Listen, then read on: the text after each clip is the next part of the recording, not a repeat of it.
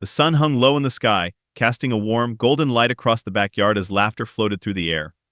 It was supposed to be one of those perfect days, a weekend barbecue filled with familiar faces, the comforting smell of grilled food, and easy conversation. Isabella moved through her guests with practiced grace, refilling drinks, exchanging pleasantries, all while casting subtle glances across the patio. Daniel, her husband of 8 years, was in the corner, his arm draped over the back of a chair as he talked to her younger sister, Vivian. The sight should have been ordinary, even heartwarming. But something felt off. Isabella shook the thought away and forced herself to focus on the mundane tasks at hand, a basket of garlic bread to refresh, a question from an old friend to answer. Yet her eyes kept drifting back to them, Daniel leaning in just a bit too close, his smile lingering in a way that felt different. Vivian's laughter, bright and familiar, made her chest ache in a way she couldn't explain. She hated the feeling. It made her feel paranoid, unreasonable, and she was anything but unreasonable. After all, wasn't Vivian the sister she'd spent countless sleepless nights comforting after heartbreaks? Wasn't Daniel the man who promised, beneath the arch of stars on their wedding night, to be her rock? She had to be imagining it. Still, as the evening wore on, each stolen glance, each shared joke between them stoked a nagging flame in her gut. By the time night settled in and most of the guests had left, Isabella was running on autopilot. She scrubbed dishes with a little too much force, her knuckles whitening as soap suds swirled down the drain. She felt Daniel's presence before he spoke. Tired, his voice was warm, familiar, and for a moment the uncertainty faded. She forced a smile and nodded. Yeah, just. A long day. She glanced up and saw the glow of his phone screen reflected in the kitchen window. He turned slightly away, typing quickly. When he put the phone down, he was smiling, a small, private smile that wasn't meant for her. The flame in her gut flared again. The unease that started at the barbecue refused to let go. Isabella tried to dismiss it, tried to tell herself it was nothing. But once suspicion burrows deep, it refuses to be buried. Over the following weeks, she became hyper-aware of every interaction between Daniel and Vivian. How Vivian's texts always seemed to make him laugh in a way hers hadn't for a long time. How her sister would touch his shoulder when passing, a touch that lingered just a second too long. It was madness, and she hated herself for it. But then came the earring, a small, silver hoop with a star charm dangling from it. Isabella found it under their bed while searching for a lost sock. She held it in her hand, the metal cool against her skin, and felt her breath catch in her throat. She knew it was Vivian's. Vivian loved anything with stars. She'd been wearing jewelry like this for as long as Isabella could remember. Confrontation sat bitter on her tongue, but she swallowed it. Instead, she approached Daniel casually, as if she'd stumbled upon it and it was no big deal. Found this under the bed, she said, tossing it lightly onto the kitchen counter. Think it's mine? I don't remember wearing it. Daniel barely glanced at it. Must be. Or maybe from one of the guests last month. He shrugged, so at ease that Isabella almost believed him. But as he turned back to his work, she noticed how he didn't look her in the eyes. How his hand tightened just slightly on his mug.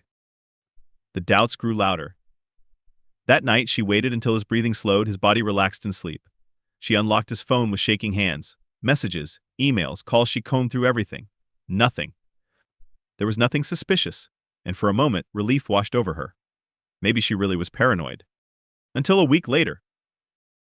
She had come home early from a work meeting that had been canceled. The house was quiet, too quiet. As she placed her keys on the table, her phone buzzed with a notification from the app she used to sync Daniel's phone for family plans. A message popped up on his screen, a text from Vivian. She opened it with cold, trembling hands. The words were like a knife. Wish we could be together without all this sneaking around. I hate hiding. I miss you. The room spun. Everything she had ignored, every moment she'd doubted herself, crystallized into a sharp, burning truth. She gripped the phone so tightly her fingers hurt. She knew now. There was no more pretending. Isabella waited for him to come home. The message burned into her mind like a brand. The house was dark except for the single lamp in the living room, casting a pool of light that felt both intimate and oppressive. She heard the familiar jangle of his keys, the casual way he stepped inside, oblivious to the storm waiting for him. Hey, Daniel called as he walked in. When he saw her face, the smile faded. Sit, Isabella said, her voice tight with the effort it took to keep it steady. She gestured to the chair opposite her. We need to talk. He hesitated, his eyes flicking to her clenched hands the way her jaw was set. What's going on? Vivian texted you. She watched as his face went pale. Want to explain why my sister is telling you she hates sneaking around? He opened his mouth, closed it, then opened it again. Isabella. Don't she cut him off? Her voice cold. Don't lie to me. Silence stretched between them, taut and brittle. Finally, he sighed. I'm sorry. The admission was like a blow to the chest. You're sorry? Her voice cracked. You're sorry? You slept with my sister and you think sorry will fix this. It wasn't like that he tried, leaning forward, desperation in his eyes. It was complicated. I didn't mean for it to happen. Her laugh was hollow, bitter. Didn't mean for what to happen? The lies? The sneaking around? The betrayal? Her throat burned with every word. He tried to reach for her hand, but she pulled away as if burned. Don't touch me. You don't understand. Then make me understand, she screamed. The anger coursing through her was volcanic, but underneath, there was a hollow, aching sadness that threatened to swallow her whole. Make me understand why you would do this to me. He had no answers, only half-hearted excuses and eyes that wouldn't meet hers. In that moment, she knew she had lost him long before she'd realized. The betrayal wasn't just in the act, it was in the lies, the years that suddenly felt tainted. When she confronted Vivian later, it was even worse. Vivian's tears, her apologies, the way she pleaded for forgiveness as if anything she could say would make it better, it all sickened Isabella, her own sister. They had shared secrets, childhood dreams, and now.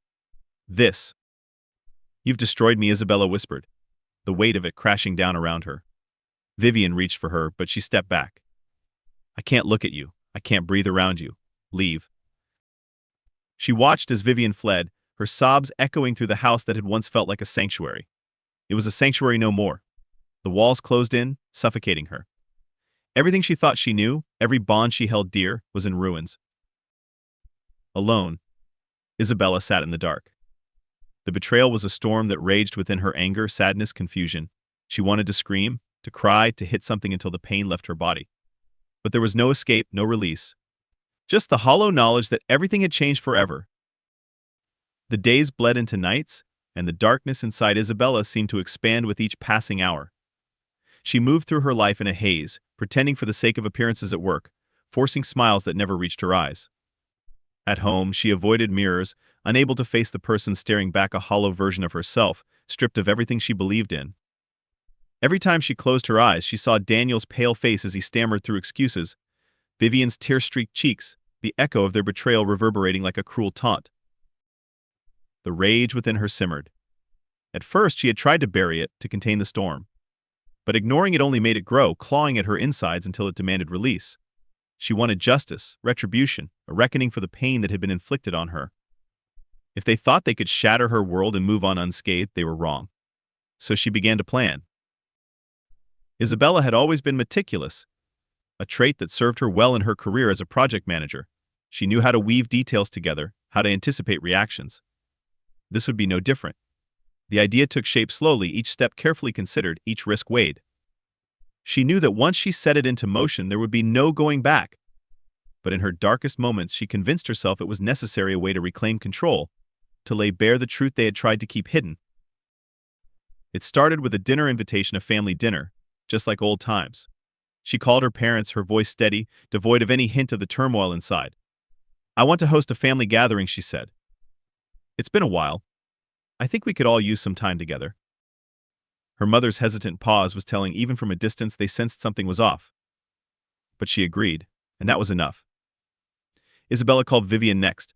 She spoke through clenched teeth, forcing warmth into her words as her sister hesitated on the other end of the line. I want to put this behind us, she lied. For the sake of the family. When Vivian agreed, the lie tasted like ash in her mouth. But she pressed on. Next was Daniel. His voice was brittle, wary. Are you sure this is what you want? Oh, I'm sure, she replied, and the darkness in her tone made him pause. We're still family, right? In the days leading up to the dinner, Isabella worked with surgical precision. She collected every piece of evidence she could find, the messages between Daniel and Vivian, the photos he had saved and foolishly thought were hidden, all of it. She transferred the files onto a USB drive and created a slideshow, interspersing it with old family photos. It would start innocently enough, she decided. Childhood pictures of her and Vivian playing in the yard, birthday parties, milestones that now felt tainted. And then the truth would unfold in front of everyone, the betrayal, the lies laid bare.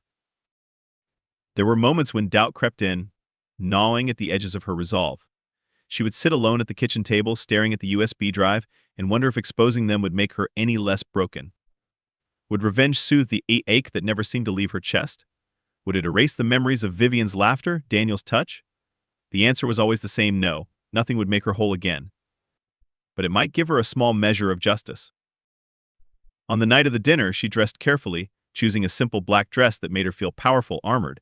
She wore no jewelry, no embellishments, nothing that could distract from the battle she was about to wage. The guests arrived in waves. Her parents hugged her tightly, concern etched into their faces.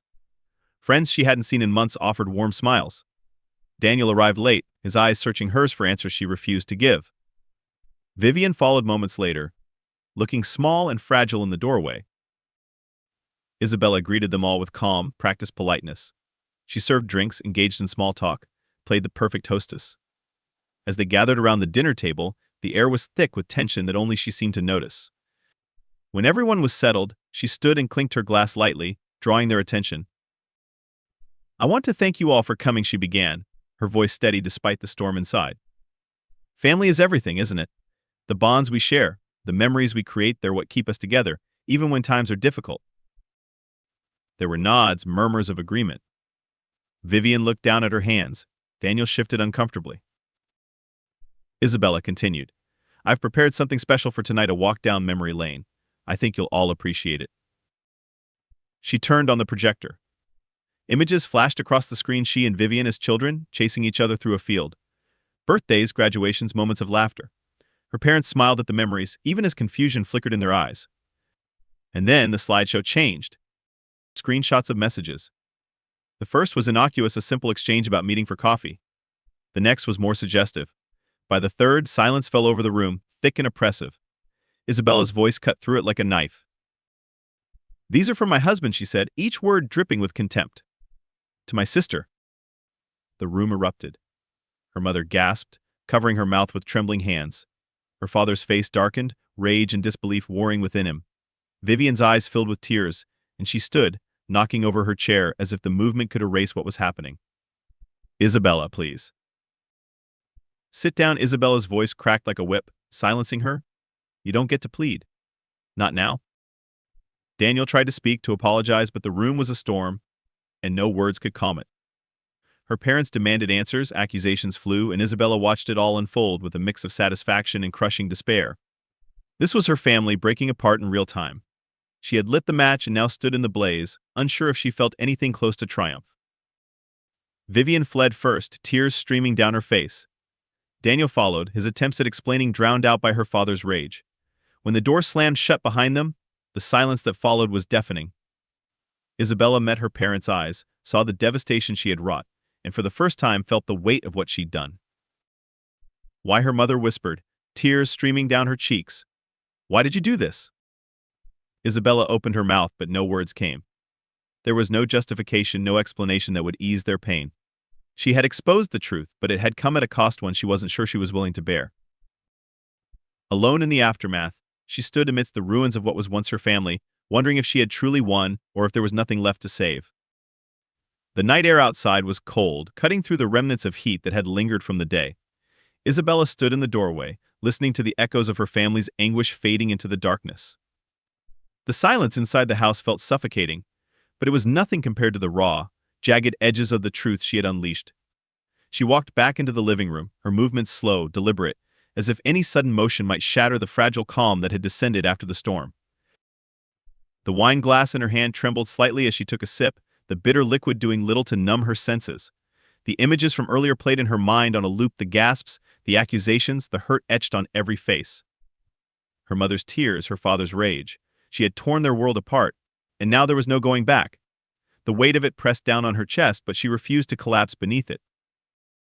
Footsteps pulled her from her thoughts. She looked up to see her father standing in the doorway, his face pale and drawn.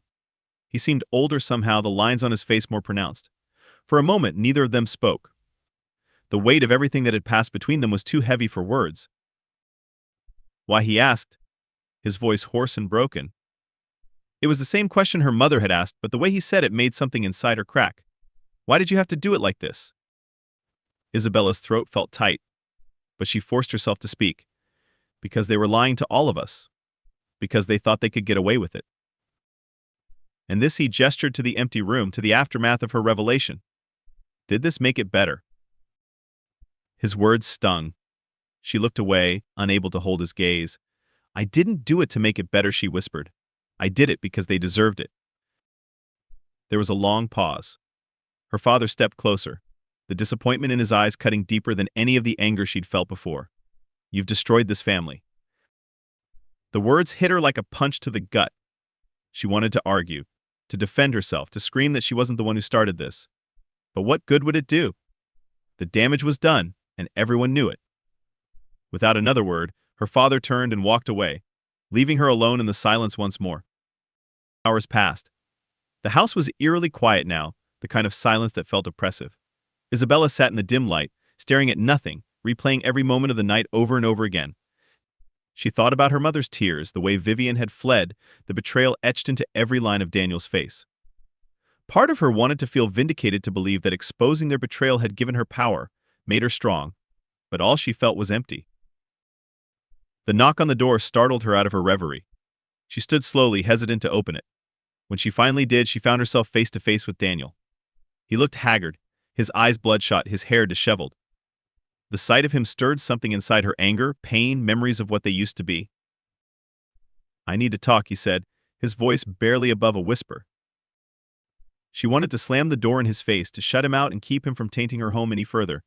But instead, she stepped aside, letting him in. It was a decision she would question later, but for now she wanted answers. Daniel stood awkwardly in the middle of the room, as if unsure where he belonged. I know you hate me, he began, his voice raw. I know I don't deserve anything from you. But I need you to know it wasn't all lies. Isabella laughed, the sound harsh and bitter. Not all lies. That's supposed to make it better. He flinched but pressed on. I never wanted to hurt you. I didn't plan this. I didn't. I don't even know how it happened. Convenient, she spat.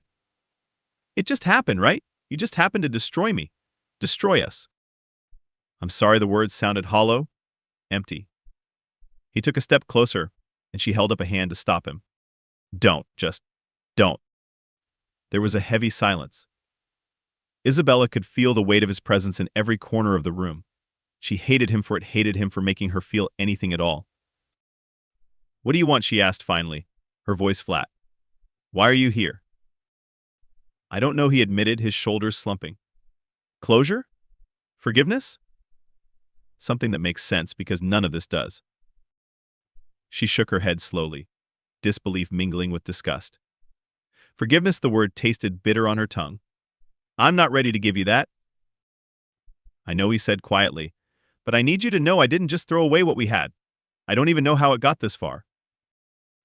Isabella felt a wave of exhaustion wash over her. That's the problem, Daniel. You don't know. You never did. He reached out, as if to touch her hand, but she pulled away. The gesture was meaningless now, a reminder of what was broken beyond repair. Leave, she said softly, but there was no room for argument in her voice. Just leave. He hesitated, his eyes searching hers for something: understanding, forgiveness, a glimmer of hope, but there was nothing left to give. Finally, he nodded and walked out the door, leaving her alone once more. As the night wore on, Isabella sat in the quiet, grappling with the aftermath of everything she had set in motion. The truth had been exposed, but it had cost her everything she once held dear. Her family was broken, her marriage shattered, and the sister she had once trusted with her life was now a stranger. For a moment, she let herself imagine a different outcome, a world where none of this had happened, where Daniel and Vivian had stayed true. But it was a fantasy, and she knew it. Reality was cruel, and she was left to pick up the pieces, one jagged shard at a time. When she finally stood, her legs felt heavy, her movements slow. She walked to the window, looking out at the darkness beyond. The weight of what she had done, what they had all done, pressed down on her like a suffocating blanket. There was no going back, only forward, through the wreckage. She didn't know what the future held or if she would ever truly heal. But one thing was certain: she would face it on her own terms, whatever that meant. The days that followed felt like they belonged to someone else's life, a nightmare from which Isabella couldn't wake. News of the dinner and the raw, Public exposure of Daniel and Vivian's betrayal spread among friends and extended family like wildfire. Some avoided her, unsure how to offer comfort in the wake of something so catastrophic. Others reached out, offering words that fell flat, unable to touch the depth of her wounds.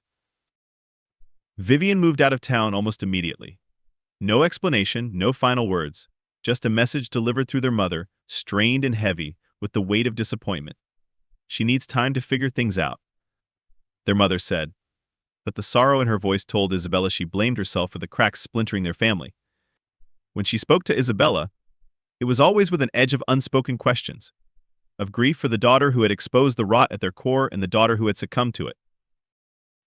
As for Daniel, their separation was as messy as the betrayal itself.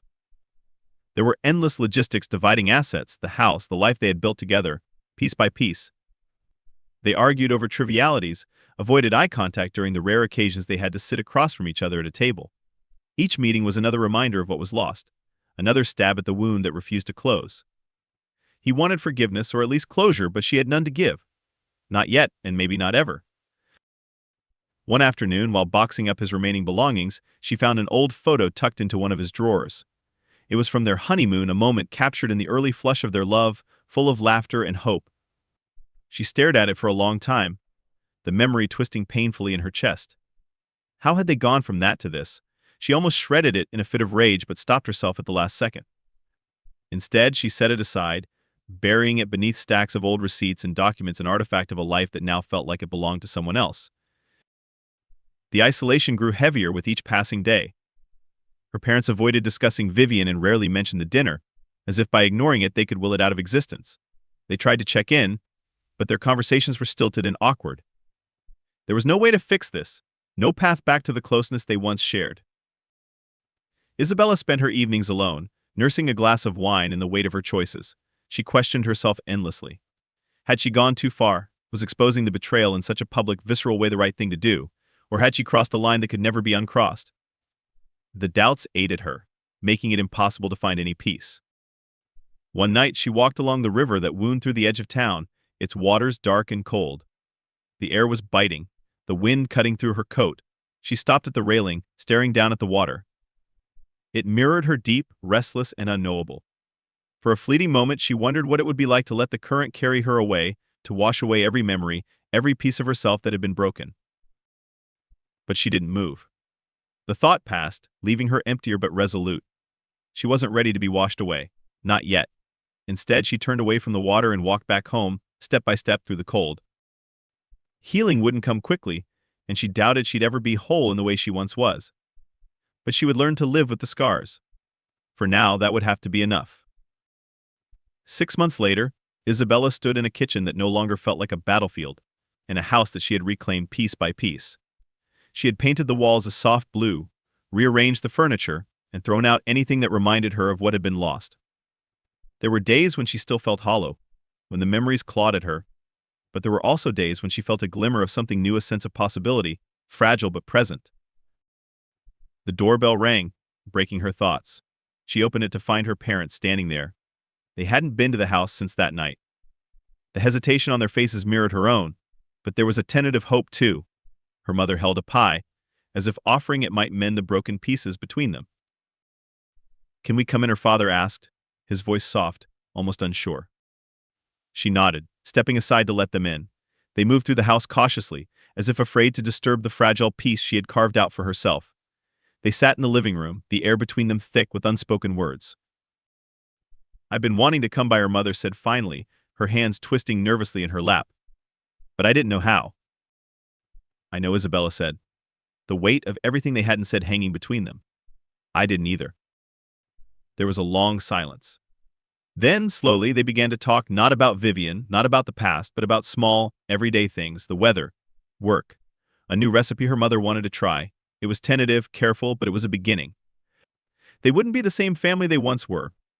The wounds were too deep, the scars too fresh.